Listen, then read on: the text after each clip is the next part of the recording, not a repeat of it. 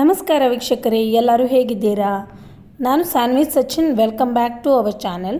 So ವೀಕ್ಷಕರೇ, ಇವತ್ತಿನ special dish puliyogare. ಇದು ತುಂಬ ಡೆಲಿಷಿಯಸ್ ಆಗಿರುವಂಥ ಒಂದು ಕರ್ನಾಟಕದ ಫೇಮಸ್ ಡಿಶ್ ಇದು. ಇದರಲ್ಲಿ ನಾವು ಯಾವುದೇ ರೀತಿ ಆರ್ಟಿಫಿಷಿಯಲ್ ಕಲರ್ ಆಗಲಿ ಅಥವಾ ಫ್ಲೇವರ್ಸ್ ಆಗಲಿ ಹಾಕಿಲ್ಲ. ಪಾರಂಪರಿಕವಾದ ಪದ್ಧತಿಯಲ್ಲೇ ಮಾಡಿದ್ದೇವೆ.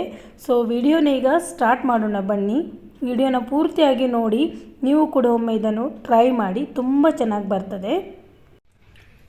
ಸೊ ವೀಕ್ಷಕರೇ, ನಾವು ಪುಳಿಯೋಗರೆನ ಮಾಡಲಿಕ್ಕೆ ಮೊದಲಿಗೆ ಅದರ ಮಸಾಲೆ ರೆಡಿ ಮಾಡಬೇಕು. ಪುಳಿಯೋಗರೆ ಪೌಡರ್. ಸೊ ತವಾ ಬಿಸಿಗೆ ಇಟ್ಟಿದ್ದೇನೆ ನಾನು, ಆಲ್ರೆಡಿ ಬಿಸಿಯಾಗಿದೆ. ಇದರಲ್ಲಿ ಈಗ ಇಂಗ್ರೀಡಿಯೆಂಟ್ಸನ್ನು ಆ್ಯಡ್ ಮಾಡ್ತಾ ಹೋಗುವ. 1 ಚಮಚದಷ್ಟು ಸಾಸಿವೆ, 2 ಚಮಚದಷ್ಟು ಜೀರಿಗೆ,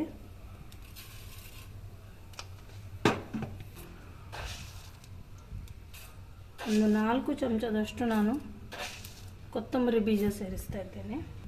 8 ರಿಂದ 10 ಕಾಳು ಮೆಂತ್ಯ, ಅರ್ಧ ಟೇಬಲ್ ಸ್ಪೂನ್ ಅಷ್ಟು ಕಾಳು ಮೆಣಸು. ಇದನ್ನು ಸ್ವಲ್ಪ ಹುರ್ಕೊಳ್ಳುವ.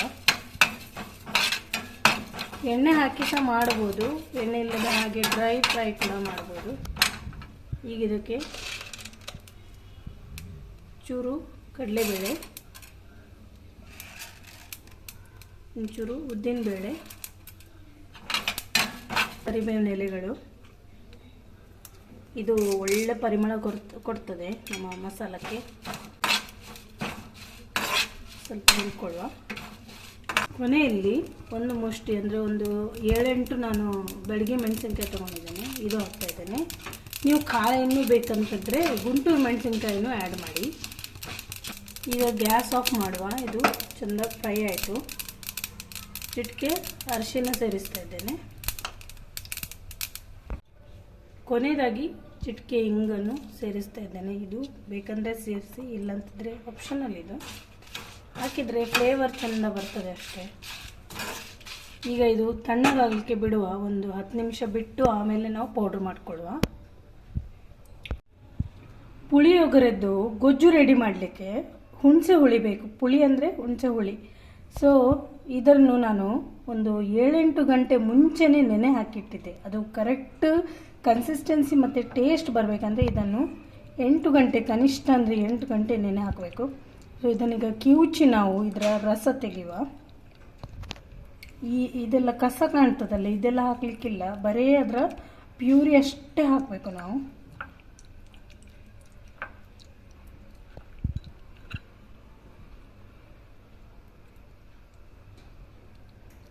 ನೋಡಿ, ಇದೆಲ್ಲ ವೇಸ್ಟ್ ಬಿಸಾಡಲಿಕ್ಕೆ. ಸೊ ನೋಡಿ ವೀಕ್ಷಕರೇ, ಫೈನಲಿ ಇಷ್ಟು ಪ್ಯೂರಿ ಸಿಕ್ಕಿತ್ತು ನನಗೆ. ನಾನೊಂದು ಲಿಂಬೆ ಗಾತ್ರದಷ್ಟು ಹುಣಸೆ ಹುಳಿ ಉಂಡೆಯನ್ನು ನೀರಲ್ಲಿ ಸ್ವಲ್ಪ ನೀರು ಹಾಕಿ ನೆನೆ ಹಾಕಿದ್ದೆ. ಸೊ ಇಷ್ಟು ಪ್ಯೂರಿ ಸಿಕ್ಕಿತ್ತು. ನಾನು ಕಡಿಮೆ ಕ್ವಾಂಟಿಟಿಯಲ್ಲಿ ಮಾಡ್ತಾ ಇದ್ದೇನೆ, ಹಾಗಾಗಿ ಇಷ್ಟು ತಗೊಂಡೆ. ನಿಮಗೆ ಜಾಸ್ತಿ ಕ್ವಾಂಟಿಟಿ 1 kg ಅಷ್ಟಾದರೆ ನೀವು ಅದಕ್ಕನುಗುಣವಾಗಿ ಜಾಸ್ತಿನೇ ಹುಳಿ ತಗೊಳ್ಬೇಕಾಗತ್ತೆ. ಆಮೇಲೆ ಅದರ 1.5 ಪಟ್ಟಷ್ಟು ಬೆಲ್ಲನ ಹಾಕಲಿಕ್ಕಿರುತ್ತೆ. ನೀವು ಅಂದ್ಕೋಬೋದು, ಇಷ್ಟೆಲ್ಲ ರಾಮಾಯಣ ಯಾಕೆ ಬೇಕು, 8 ಗಂಟೆ ನೆನೆ ಇಡೋದು ಅದೆಲ್ಲ ಯಾಕೆ ಬೇಕು ಅಂತ. ಇನ್ಸ್ಟೆಂಟ್ ಪೌಡರ್ ಸಿಗುತ್ತಲ್ವ, ಅದರಿಂದ ಮಾಡ್ಬೋದಲ್ವ ಅಂತ. ಬಟ್ ನಿಮಗೆ ಒರಿಜಿನಲ್ ಪಾರಂಪರಿಕ ಟೇಸ್ಟ್ ಬರಬೇಕಂದ್ರೆ ಇದನ್ನೇ ಮಾಡಬೇಕು. ಇದು ಆ್ಯಕ್ಚುಯಲ್ ಪದ್ಧತಿ, ನಮ್ಮ ಪುಳಿಯೋಗರೆ ಮಾಡುವಂಥ ಆ್ಯಕ್ಚುಯಲ್ ಮೆಥಡ್ ಇದು. ಸೊ ಈ ತವದಲ್ಲಿ ಈಗ ನಾನು ಇದರ ಗೊಜ್ಜು ರೆಡಿ ಮಾಡ್ತೇನೆ. ಮೊದಲಿಗೆ ಹುಳಿ ಹಾಕೊಳ್ಳುವ.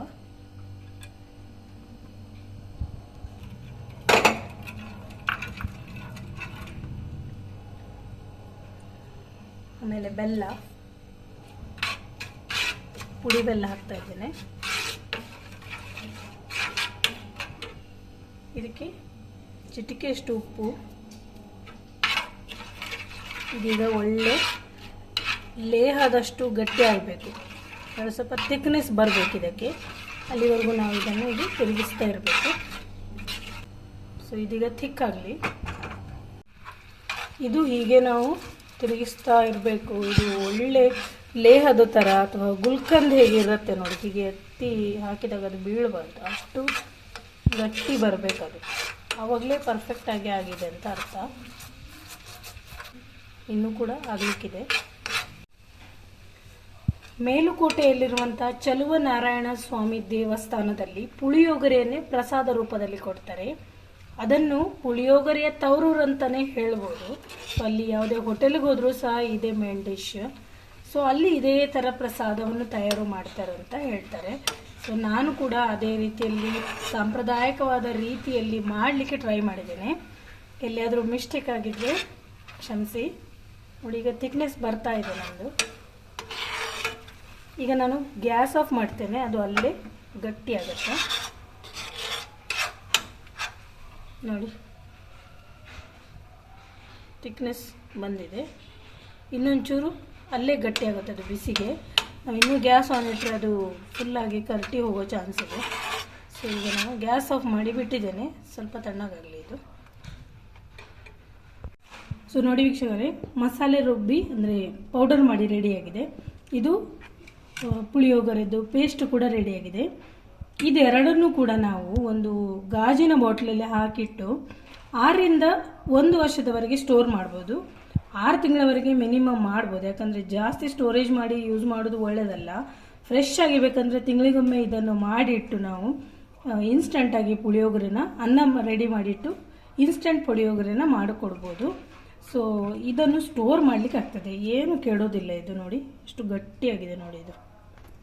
ಸೊ ಈಗ ನಾವು ಒಗ್ಗರಣೆ ರೆಡಿ ಮಾಡಿ ಪುಳಿಯೋಗರೆನ ಮಾಡೋಣ. ಸೊ ವೀಕ್ಷಕರೇ, ಈಗ ಒಗ್ಗರಣೆ ರೆಡಿ ಮಾಡುವ ಮೊದಲಿಗೆ ಪಾತ್ರೆ ಬಿಸಿ ಇಟ್ಟು ಎಣ್ಣೆ ಹಾಕ್ತಾ ಇದ್ದೇನೆ. ಪುಳಿಯೋಗರೆಗೆ ಸ್ವಲ್ಪ ಎಣ್ಣೆ ಜಾಸ್ತಿ ಹಾಕಬೇಕು, ಆವಾಗಲೇ ಅದು ಅನ್ನ ಸ್ವಲ್ಪ ಉದುರುದ್ರಾಗಿ ಒಳ್ಳೆ ಟೇಸ್ಟಿಯಾಗಿ ಆಗೋದು. ಸೊ ಎಣ್ಣೆ ಹಾಕಿದೆ, ಇದು ಬಿಸಿ ಆಗಲಿ ಒಳ್ಳೆ. ಸಾಸಿವೆ ಹಾಕ್ತಾ ಇದ್ದೇನೆ, ಜೀರಿಗೆ,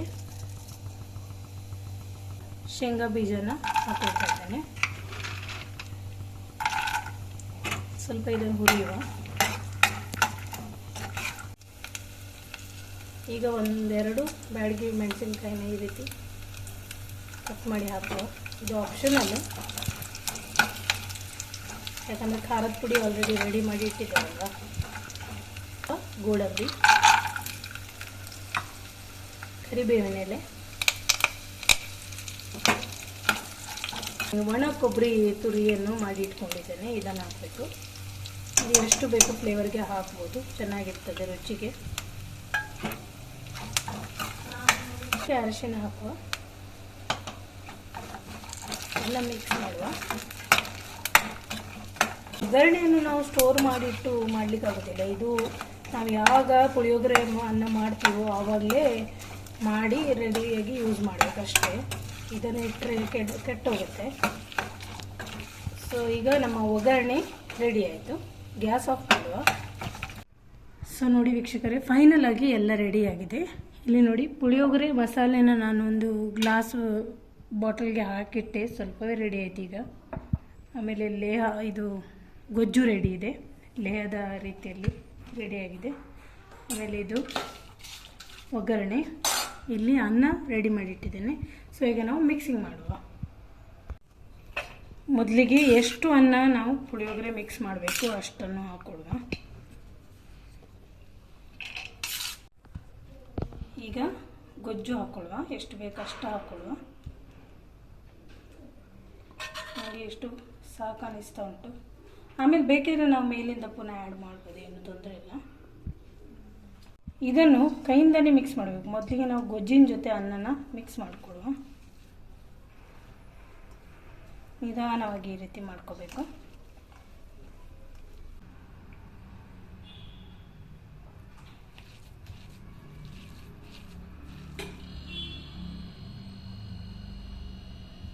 ಇದು ತಕ್ಷಣಕ್ಕೆ ಗಟ್ಟಿ ಆಗ್ತದೆ ನೋಡಿ. ಈಗ ನಾವು ಗೊಜ್ಜು ಮಿಕ್ಸ್ ಮಾಡಿ ಆಯಿತು. ಪುಡಿ ಹಾಕ್ಕೊಳ್ಳುವ, ಖಾರಕ್ಕೆ ಅನುಗುಣವಾಗಿ ಪುಡಿ ಒಂದು 2 ಚಮಚ ಆಗುವಷ್ಟು ಪುಡಿ ಹಾಕಿದೆ. ಇದನ್ನು ಸಹ ಮಿಕ್ಸ್ ಮಾಡುವ.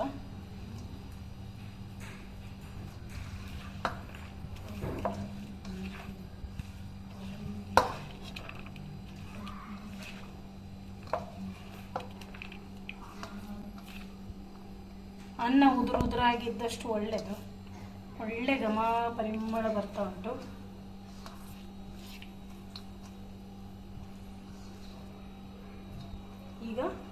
ಮೊದಲನೇದಾಗಿ ನಾವು ರೆಡಿ ಮಾಡಿಟ್ಟಂಥ ಒಗ್ಗರಣೆ ಮಸಾಲೆನ ಸೇರಿಸುವ.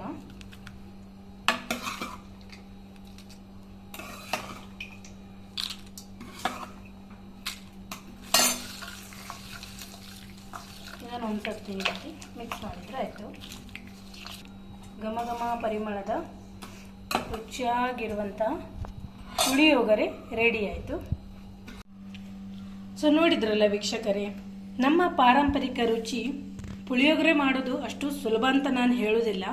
ಆದರೆ ರುಚಿಗೆ ಯಾವುದೇ ಮೋಸ ಇಲ್ಲ. ಸ್ವಲ್ಪ ಸಮಯ ತಗೊಂಡ್ರೂ ಕೂಡ ಒಳ್ಳೆ ರುಚಿ, ಆರೋಗ್ಯಕರ ಕೂಡ, ಹಾಗೂ ಎಲ್ಲರೂ ಇಷ್ಟಪಟ್ಟು ತಿನ್ನುವಂಥ ಒಂದು ತಿಂಡಿ ಇದು. ಇದನ್ನು ಊಟಕ್ಕೂ ಮಾಡ್ಬೋದು, ಬ್ರೇಕ್ಫಾಸ್ಟ್ಗೂ ಮಾಡ್ಬೋದು. ಸೊ ವೀಕ್ಷಕರೇ, ನೀವು ಇದನ್ನೊಮ್ಮೆ ಟ್ರೈ ಮಾಡಿ. ನಮ್ಮ ರೆಸಿಪಿ ನಿಮಗೆ ಇಷ್ಟ ಆಗಿದ್ದಿದ್ರೆ ಲೈಕ್, ಶೇರ್, ಕಮೆಂಟ್ ಮಾಡಿ ಹಾಗೂ ಚಾನೆಲ್ನ ಸಬ್ಸ್ಕ್ರೈಬ್ ಮಾಡೋದನ್ನು ಮರಿಬೇಡಿ. ಮುಂದೆ ಹೀಗೆ ಇನ್ನೊಂದು ಪಾರಂಪರಿಕ ಅಡುಗೆ ಜೊತೆ ನಿಮ್ಮನ್ನು ಭೇಟಿ ಆಗ್ತೇನೆ. ಅಲ್ಲಿವರೆಗೂ take care, bye bye. Thank you for watching.